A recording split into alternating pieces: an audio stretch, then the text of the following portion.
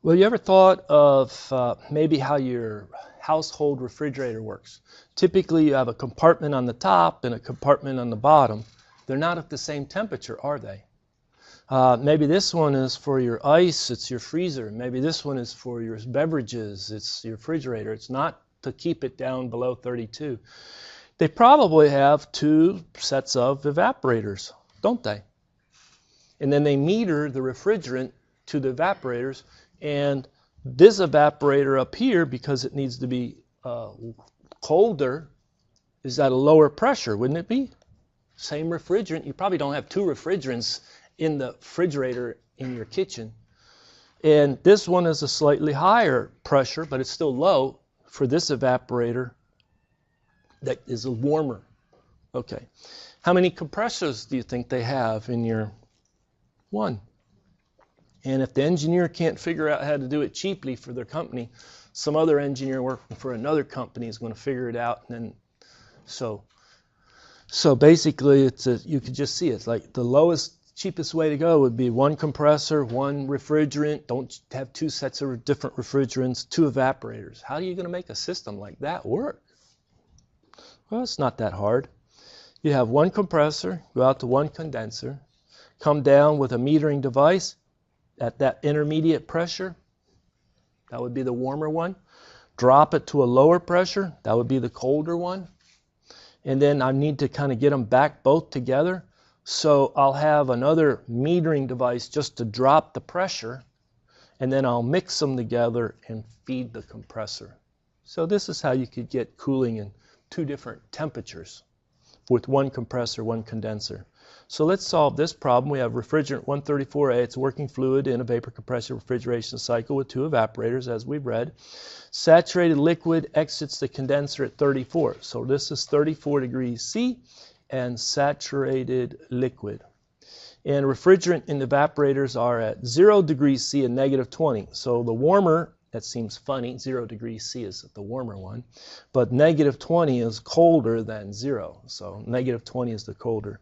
Saturated vapor exits each evaporator. So saturated vapor is at state 5, and saturated vapor is at state 8. And the first evaporator has a refrigerating capacity of 0.9 ton. So let me try and draw it like this.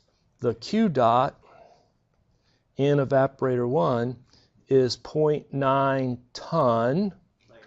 So we have 0.9, and I just put T for ton, and I know that's a very abnormal abbreviation for ton of refrigeration, but I want to then say that 211 kilojoules per 60 seconds is a ton of refrigeration, so I'm getting rid of that ton right there, and now I've got something in kilowatts. That's my rate of cooling, that the heat is being picked up in the refrigerant in that evaporator. Likewise, down here, Q dot going into the evaporator 2 would be the tonnage, 0.8, times 211 kilojoules per 60 seconds. So it'll be 211 divided by 60 kilowatts. So you just make that, three number, multiply and then divide, and there you go. You got it in kilowatts. All right. Determine the mass flow rate of the refrigerant through each evaporator. So what is the mass flow rate flowing through evaporator 1? That's up here. And then what's the mass flow rate of the refrigerant flowing through evaporator 2? And at this point, I do want to pause, and I want you to write down the equation that you would use. Don't give me the numeric answer. Just what is the equation that you think is the most direct approach to get this answer?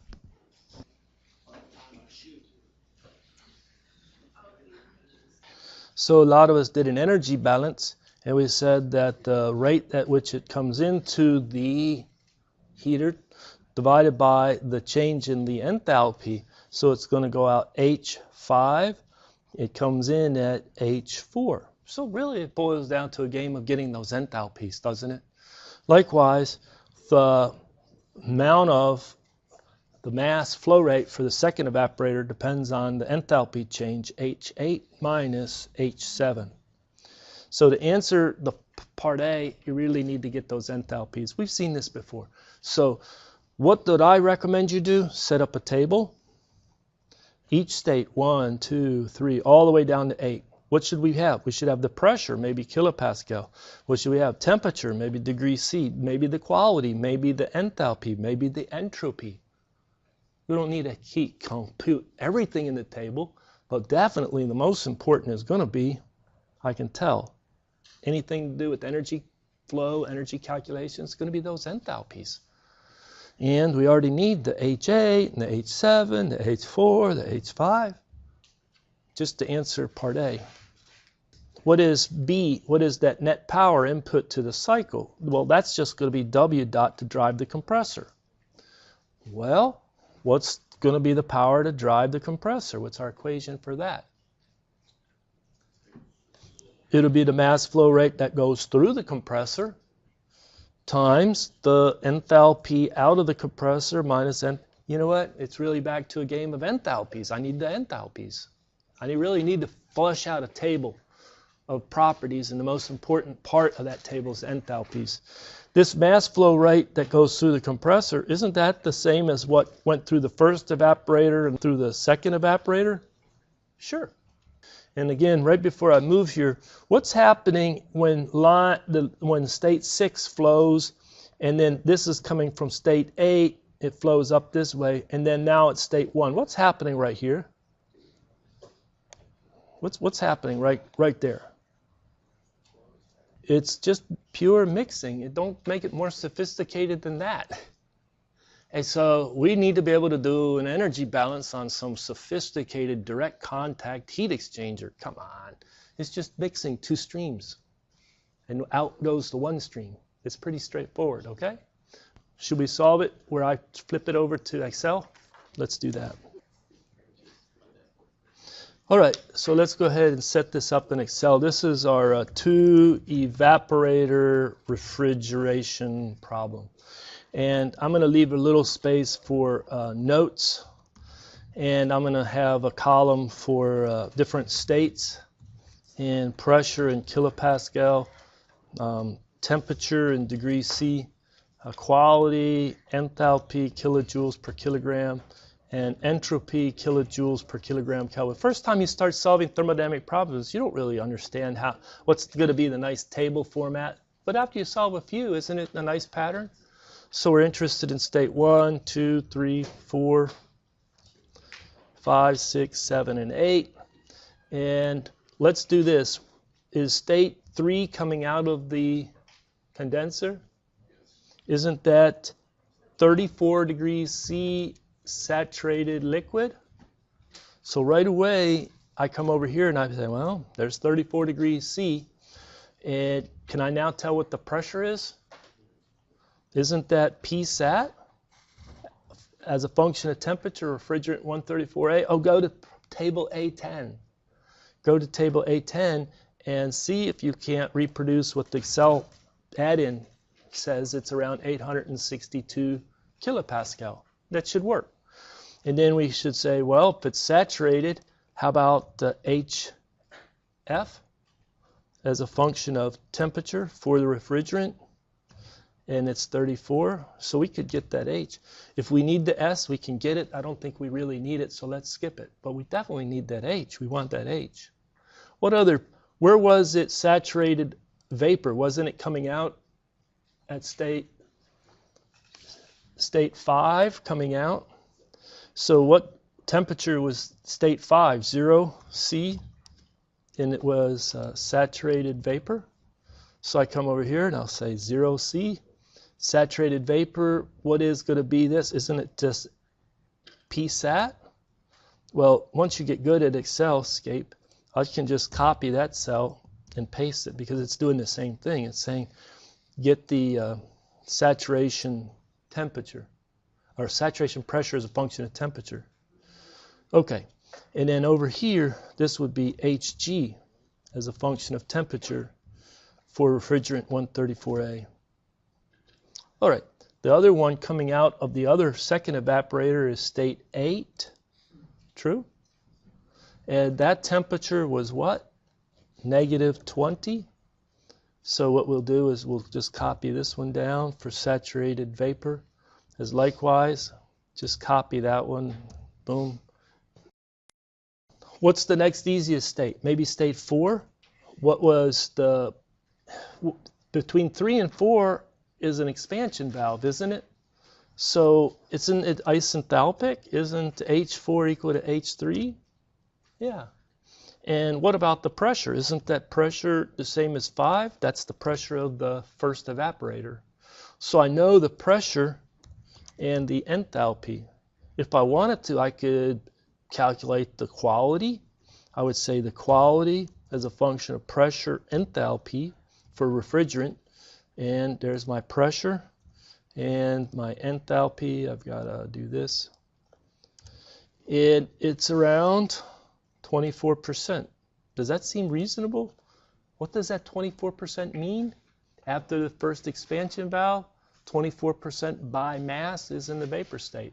75% is in liquid, ready to really provide the cooling at that 0 degrees C. Okay.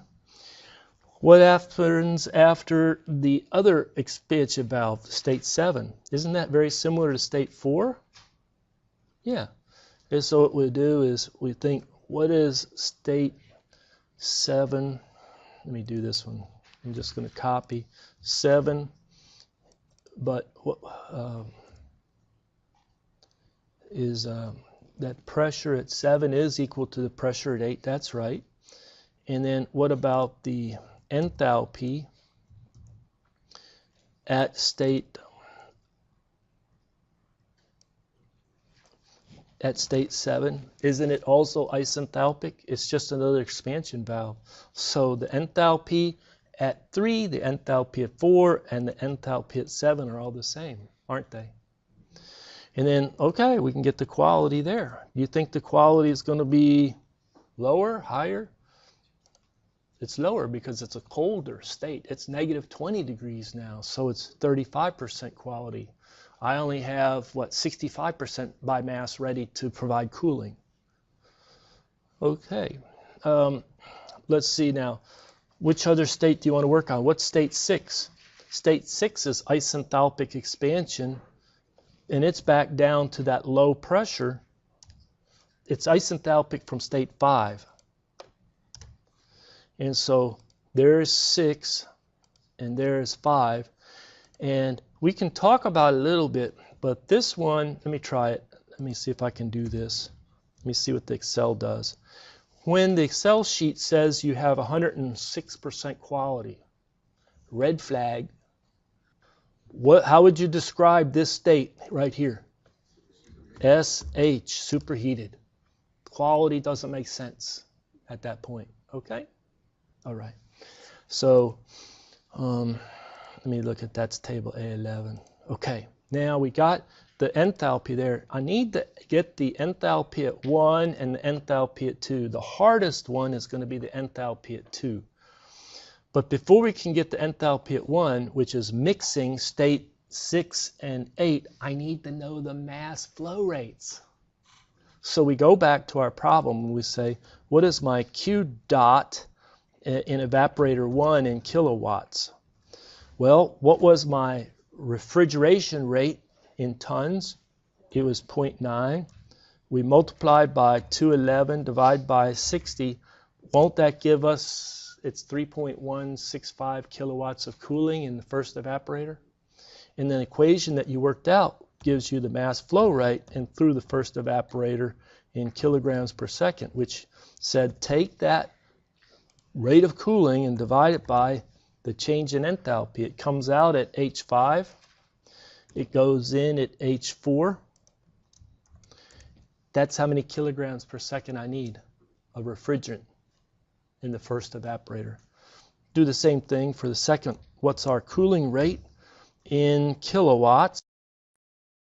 So that's equal to the 0.8 times 211 divided by 60. Okay, and then the mass flow rate through the second evaporator, kilograms per second, is the cooling rate divided by the change in enthalpy. It comes out at enthalpy 8, It went in enthalpy 7. All right. Right away, I can get the mass flow rate that goes through the compressor in kilograms per second. I probably need that. That's just going to be the addition of these two, isn't it? That mass flow rate going through the compressor. Okay. Now I'm ready to calculate the enthalpy at state 1. Enthalpy at state 1, you should be able to write that equation down, but it's just a mass average of the two enthalpies. So it's equal to the enthalpy coming in at state 6 times its mass flow rate at coming in at 6, which is coming out of the first evaporator, plus the enthalpy at state 8 times the mass flow rate that comes through the second evaporator. And then when you divide that by the total mass flow rate, really you did a mass fraction times each enthalpy. And there you go. That's the enthalpy. Too many digits. We shorten it here. Okay, there. So now I have the enthalpy, and I know the pressure, don't I? What is that pressure coming in? Isn't that our lowest pressure? So if I know the pressure and the enthalpy, I have a chance to know the entropy. So S as a function of pressure and enthalpy for the refrigerant. Here's a choice. What does table A11 say versus table A12? Table A11 is two-phase liquid vapor. What's table A12? Superheated. We really kind of need to know, is this superheated or two-phase? And maybe I should try the wrong way first. Let's try it as two-phase, which it's not going to be because they're vapors and stuff. So let's try that. Let's try the pressure and the enthalpy. And what I should have done maybe is I should have tried the quality. Quality is a function of pressure and enthalpy. Pressure, comma, enthalpy. What do you think? It's over. It's not two-phase. So right away it's like, no. This is superheated. I don't use table A11. I use table A12, right? But I still have pressure and enthalpy coming in, and a little bit of work, and there's your entropy. Okay. Now, what about that compressor? Is it isentropic? That's the best, yeah, so it's isentropic. So this was the hardest state, state 2. It's where your pressure and entropy are known. How do you know the pressure? Well, the condenser is at the same pressure, inlet and outlet. So that's how we know the pressure and the entropy. Now we can finally get the last enthalpy. That final enthalpy is H as a function of pressure and entropy for the refrigerant. It's going to be superheated. Really? Yeah, right? Superheated. So we're going to get that pressure, and we get over here for the entropy, and we close it off. Now I cleaned up the digits here. So now I have those two enthalpies. Now I can get the W dot of the compressor in kilowatts. Isn't that the mass flow rate of the refrigerant going through the compressor times the actual change in the enthalpy going through the compressor? This is one of those problems where you don't start at state 1, then march to state 2, then march to state 3. You really got to say, okay, I know this information. Oh, that was down at state 3, and then state, 4 or 5 and 8. And so you have to work that way, which is a little maybe more challenging because it's not so sequential, 1 to 2 to 3 to 4. But hopefully that makes sense. So this is the answer to one of the parts. This was the answer to the other part. That's the answer to the other part. You can clean up in digits and make it look prettier, but one more thing that we want to do with this problem is we want to plot our two property diagrams, our temperature entropy and our pressure enthalpy diagram, TS, pH. Can I give you a minute to plot it? Here's the data. Can you plot it? Sketch it out and plot it, okay? And then I'll move on.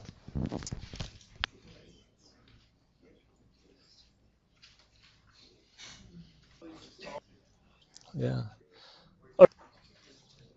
Okay. Did I mention that there's software like this RefProp from NIST that can help you solve problems? And they have a student version. It's called Mini. All you have to do is type it in and solve, say Mini RefProp. And you can get very sophisticated software, and they give you a subset of the properties for different fluids. But Refrigerant 134A, I believe, is in the database that they give it to you for free for students. They give you 1 year, and then you have to redo it every year. But check it out. It's NIST. It's your federal tax dollars at work. And you could solve this problem. You'll get some slightly different numbers because it's not the exact same equations and the same interpolations for this problem using that NIST software. But it's still superheated, superheated, superheated. Qualities are pretty good, matching saturated liquid, saturated vapor. And then what you could do is you can actually put it on a reel to scale diagram. What is this one? Rts diagram. So maybe you would have sketched it, you would have made it more dome-like, right? That's kind of like water. Water's more symmetric, but some refrigerants are skewed a little bit, shifted a little bit, and it's not. So this one we put in our pressures, and now where do we put our states? Okay, so we have like a high pressure, I can't remember, was it about this pressure, about 860 kilopascal? And then the other one, maybe 290 kilopascal, and then around 133 kilopascal. So every one of those 8 states fits on those 3 lines, Now state 1 is hardest, and state 2 is the next hardest. So let's avoid those. Let's start at state 3, which was saturated liquid at our high pressure. Where's that? High pressure, saturated liquid. Isn't that state 3? Then it goes through an expansion valve to state 4. It drops to the intermediate pressure. So it's going to kick out a little bit in entropy. This is an S diagram. There's state 4. Now let's put it all the way to state 7 because the expansion valve followed by another expansion valve brings you down to state 7. What came out of, so both of those are what feeds into the first and second evaporator. What goes out of the first evaporator is saturated vapor. Isn't that state 5 that came out? And doesn't state 8 come out saturated vapor at low pressure? So those states are the easier ones to get. Okay. Now you think to yourself, state 6 is after the expansion valve, after state 5. Hopefully you made a good diagram. And so it's going to go down to that low, it's going to go down to 133. Is it going to go to the left of state 8? Or to the right of state 8, state 6. It's going to be to the right, which pushes it out into the superheated region. Okay. Now we take state 6 and we take state 8 at that low pressure and we mix them. Do you think the result of the mixing will be to the left of state 8, in between state 6 and state 8 on that low pressure line, or to the right of state 6 on that low pressure line? It still has to stay the same pressure on the same low pressure line. Where do you think state 1 is, which is a mix of 6 and 8? In the middle. That's the hardest right there. That's the hardest one to really figure out. So if state 7 is in the middle, then when you put it through the compressor, and it's I'm sorry, state 1, you're right. Thank you for that. Then the compressor, isn't it state 2? The last state we need to place? Isn't it just straight up? There's state 2. So that's the states on a temperature entropy diagram.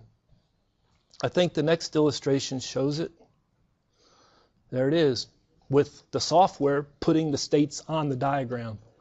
The hardest one is this state 1, which is in between 8 and 6 on that low pressure. 6-1 is both are superheated. These are all superheated, as well as state 2 superheated. Okay. Well, what's our other favorite diagram?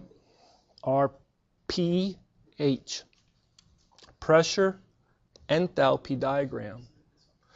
Do the same thing. Try to find lines of constant pressure. Well, right here is they plot a line at constant 34 degrees C. If you just extrapolate that across, that's the high pressure. That's okay. Then we had 0 degrees C. That's our intermediate pressure, and negative 20 degrees C. So all of the states are on those three lines. Coming out of the condenser at the high pressure, well, first of all, do you see the dome? I know this is the dome, but the top of the dome's been truncated or cut off, not plotted, right? So where is state 1? Saturated liquid at that high pressure, 34 degrees. Isn't that state 1? Yeah. Now you put it through the expansion valve. That's not 1. That's 3, isn't it? 3. To state 4 through the expansion valve. Where is state 4? On a pH diagram. Straight down. There is state 4. Where is state 7? Straight down again. Then you go through the evaporator. State 5. State 8. Then what you have is straight down from 5 to 6. That's 6. What is 1? A mix of 8 and 6. And then you put it through the compressor out to state 2. So here are the points right there to scale on a pH diagram for this problem. Okay? So there you go. We finished this problem. Any comments or questions? All right. I'm going to... For the mini R, can we use that for the test? Or? No. Because I already put out the Excel for you. So it'll give slightly different numbers because if you want, you could go in there and you could change the datum point by which everything is measured. And that rep prop will let you do it. But then again, it won't give you the same numbers. Even if you set the same datum point, it won't give you the same numbers to 5 significant digits because they just got their data from a different source. And that's the nature of stuff. So you're not going to get stuff to 5 significant digits. Sorry. We go out through our engineering curriculum, we think we get everything to 7 significant digits. But I think if you start testing oil, the loop, the viscosity of the oil, from one day to the next day, from one manufacturer to the next manufacturer, you're not going to get 7 significant digits on it. And it's always disconcerting when it's to students when they find that. It's like, why doesn't this agree? You got 4 significant digits. What more agreement do you want? All right, I think we're out of time. Are we out of time? No? All right, I'm out of energy. Thank you very much for your attention.